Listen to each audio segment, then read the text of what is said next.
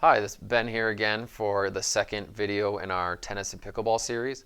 Today I wanted to touch a little bit more on proper footwear. It's the change in seasons. Obviously we're in winter now, but that change to the indoor courts for tennis and pickleball is a good time to change your shoes, and it's helpful to know what to look for when you're looking for new shoes. So they recommend every about 45 to 60 hours of playtime on the courts to get new shoes. So a couple things to look for when you're shopping around, and I'll show you on my old tennis shoe that I have here. There are specific shoes for tennis, and those work just as good for pickleball. Since it's played on the same surface, the same shoes work very well. So a couple things to look for specific to tennis shoes is this like herringbone pattern, or kind of that zigzag, and you'll notice they all have like a flatter surface too. So this allows for some grip on the court, but not so much that you're going to be catching your foot and rolling your ankle or things like that. The other thing is there's a lot of toe dragging, or a lot of times where your foot might just hit the ground.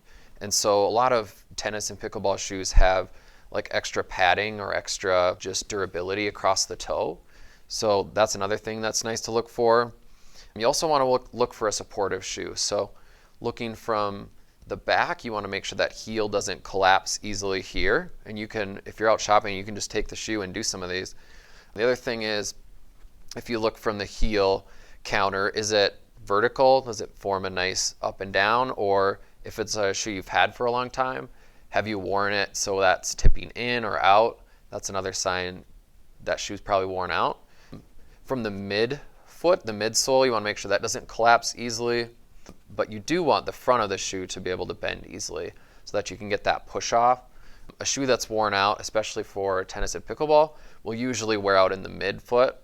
And so that's one that's different than a running shoe per se. So it helps with that lateral stability, that movement side to side on the court.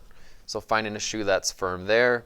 Another one is just kind of rotating that shoe. Again, just those running shoes really aren't recommended. They often have like larger tread on the bottom where they're going to be gripping the court, grabbing. They're also not built for that wear and tear on the front of the shoe or the sides.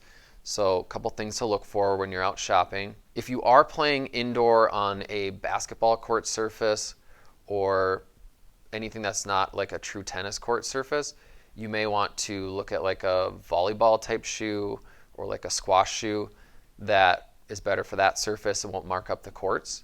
Stay tuned for our next video, and we'll talk about some common injuries in tennis and pickleball and what we do to treat them.